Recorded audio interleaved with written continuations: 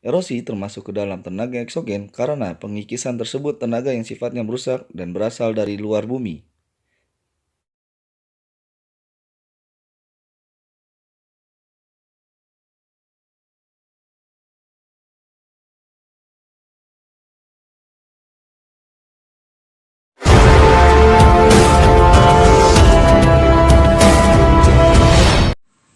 Assalamualaikum warahmatullahi wabarakatuh. Kembali lagi dengan saya, Gung Prawira.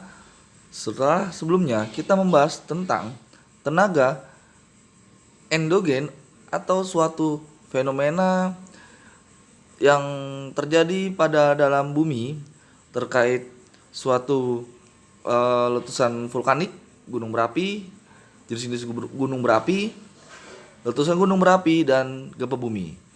Kita akan membahas selanjutnya adalah tenaga eksogen. Sebelum kita lanjut ke materi selanjutnya, kita alangkah baiknya berdoa dulu menurut kepercayaan dan agama masing-masing, dan bantu untuk mensubscribe channel ini agar terus berkembang dan berkarya.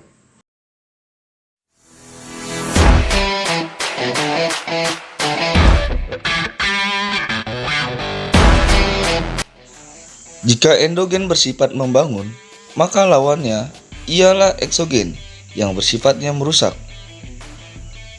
Perbedaan lainnya ialah tenaga endogen berasal dari dalam bumi, sedangkan eksogen berasal dari luar bumi. Tenaga perusak dalam bumi salah satunya yaitu pelapukan atau weathering. Nah, di sini saya akan jelaskan pengertian dari pelapukan dan jenis-jenis dari pelapukan. Pelapukan adalah proses penghancuran atau perusakan, pelepasan partikel batuan yang dipengaruhi oleh cuaca, air, dan organisme. Beberapa faktor yang mempengaruhi kecepatan pelapukan antara lain tingkat kekuatan batuan, topografi atau kemiringan lereng, keadaan vegetasi atau organisme lain, dan cuaca atau iklim. Ada 3 jenis pelapukan, antara lain yang pertama adalah pelapukan fisik atau mekanis. Faktor-faktor gejala alam yang menyebabkan terjadinya pelapukan mekanis yaitu perubahan suhu insolasi. Yang kedua adalah pembekuan air dalam gejala batuan, warna mineral batuan, pelapukan es atau glasial, air yang bergerak, abrasi gelombang laut yang memukul pantai dan merusak batuan di pantai, serta akar-akar pohon yang masuk ke dalam batuan tumbuh menjadi besar dan memecahkan batuan tersebut. Yang kedua adalah pelapukan kimia. Pada pelapukan ini, batu-batuan tidak hanya mengalami penghancuran fisik, tetapi disertai perubahan struktur kimiawi batuan tersebut. Proses pelapukan ini dipengaruhi oleh air dan kondisi iklim. Pelapukan kimia di daerah kapur menghasilkan batuan-batuan baru atau gejala kars seperti dolina, yaitu lubang-lubang yang berbentuk corong, ufala, yaitu suatu depresi di daerah kars yang lebih besar dari dolina, gua kapur dan sungai di dalam tanah, stalaktit, yaitu bentukan di langit gua, dan stalagmit, yaitu bentuk di lantai gua. Yang ketiga adalah pelapukan organis. Pada pelapukan ini, batu-batuan hancur oleh adanya aktivitas organisme, baik tumbuhan, hewan, maupun manusia. Misalnya penghancuran batuan oleh akar cendawan dan lumut, melapukan batuan di tempat lekatnya, atau bakteri dan organisme yang ada di sekitar tumbuhan tersebut. Baik, itu adalah materi tentang pelapukan, dan kita langsung lanjut tentang pengikisan. Selain pelapukan yang termasuk ke dalam tenaga eksogen ialah pengikisan atau erosi. Erosi termasuk ke dalam tenaga eksogen karena pengikisan tersebut tenaga yang sifatnya merusak dan berasal dari luar bumi. Berikut ini akan dijelaskan pengertian dan penyebab pengikisan. Erosi adalah suatu proses pengikisan dan penorehan bahan-bahan yang disebabkan oleh gerakan air mengalir, hembusan angin, gelombang laut, dan gletser. Faktor-faktor penyebab terjadinya erosi atau pengikisan sebagai berikut. Yang pertama adalah aliran air. Berdasarkan bentuk atau tipe erosinya, terdapat 7 macam erosi air. Yang pertama, erosi percikan. Terjadi karena tenaga tetesan air hujan memecahkan bahan mineral seperti batu, kerikil, debu, dan partikel tanah. Yang kedua, erosi permukaan. Erosi yang mengikis tanah bagian atas sehingga kesuburan tanah berkurang. Yang ketiga, erosi alur terjadi karena pengumpulan aliran air permukaan yang membentuk alur-alur. 4. Erosi parit merupakan perkembangan erosi alur yang membentuk parit-parit yang lebih dalam dan lebar. Yang kelima, erosi air terjun terjadi pada lereng yang curam atau terjadi di mana terdapat air terjun. Yang keenam, erosi tebing sungai. Apabila aliran air sudah berada dalam sungai, aliran air akan mengikis tebing sungai. Yang ketujuh, erosi gelombang air laut atau abrasi, yaitu gelombang air laut yang terus-menerus menumbuk pantai, baik pantai yang curam maupun yang landai, akan menghancurkan pantai tersebut, maka disebutlah sebagai fenomena abrasi. Abrasi yang menyebabkan terbentuknya klif yaitu dinding pantai yang curam dan terjal. Relung yaitu cekungan pada dinding pantai. Dataran abrasi yaitu hamparan wilayah datar di pantai. Dan cave yaitu terowongan atau gua di pantai. Selanjutnya adalah yang ke-8, gletser, yaitu bongkahan-bongkahan atau lempengan es yang bergerak lambat dari pegunungan tinggi menuju ke bawah. Pada saat bergerak terjadi pengikisan dan sekaligus menyeret batu-batuan ke bawah yang dinamakan eksaresi. Erosi ini membentuk morena, yang timbunan batu kerikil pasir bongkahan yang ditinggal oleh sisa gletser. Sedangkan lawin adalah longsor gletser atau salju. Faktor selanjutnya adalah hembusan angin. Angin yang berembus sambil membawa pasir melakukan pengikisan terhadap batuan yang dilewatinya yang dinamakan korasi. Korasi ini menyebabkan terbentuknya batuan cendawan atau batu jamur di padang pasir. Baik, itu adalah materi tentang pengikisan atau erosi. Lanjut, kita akan membahas nanti adalah sedimentasi. Selain pelapukan atau weathering dan pengikisan atau erosi, sedimentasi merupakan termasuk ke dalam tenaga yang sifatnya merusak yang berasal dari luar bumi atau disebut juga sebagai tenaga eksogen. Sedimentasi disebut merusak karena hasil dari sedimentasi tersebut akan merubah bentuk relief permukaan bumi. Berikut penyebab dan pengertian dari sedimentasi.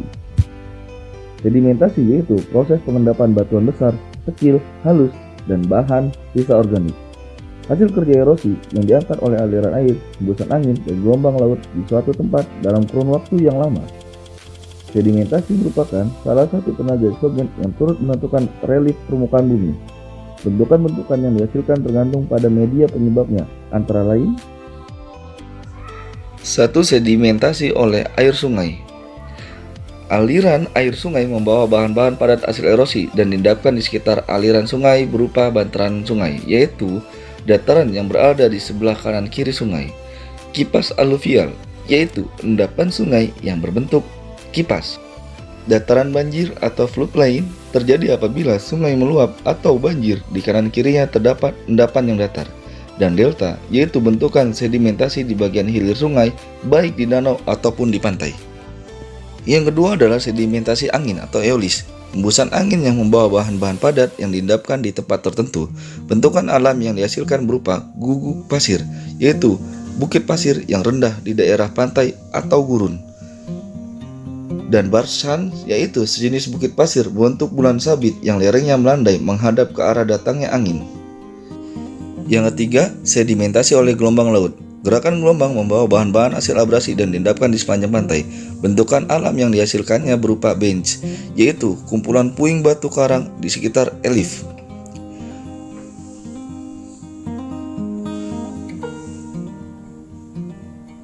Bar, yaitu endapan pasir di pantai yang arahnya memanjang, dan tombolo, yaitu endapan pasir yang membumbungkan pulau dengan daratan induk. Baik, tadi sudah dibahas tentang pengertian sedimentasi, lalu kemudian penyebab dan contoh-contoh dari sedimentasi. Kita lanjut akan membahas tentang gerak massa batuan.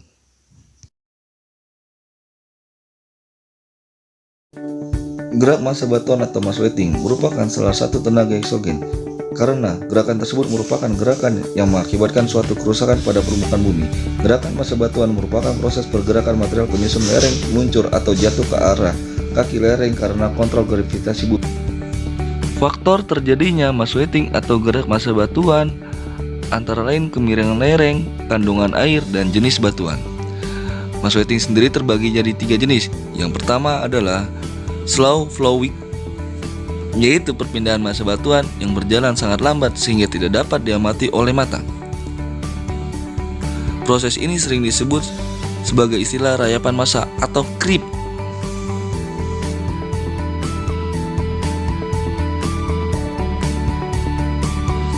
Yang kedua adalah rapid flowing, yaitu perpindahan massa batuan berlangsung dengan cepat.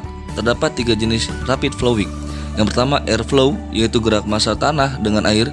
Yang kedua mud flow, gerak massa lumpur. Yang ketiga debris avalanche, massa tanah yang meluncur sangat cepat.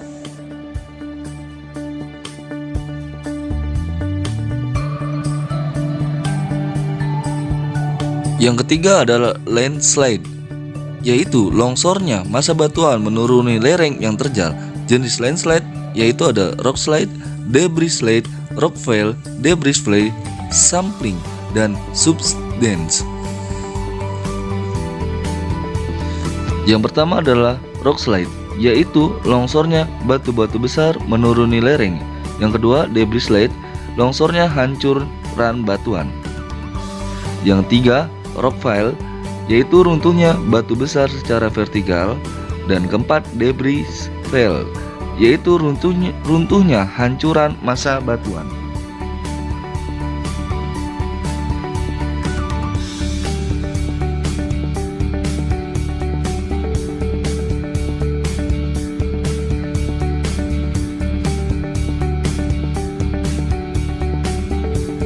Yang kelima adalah slamping atau tanah longsor yang gerakannya terputus-putus pada jarak yang pendek.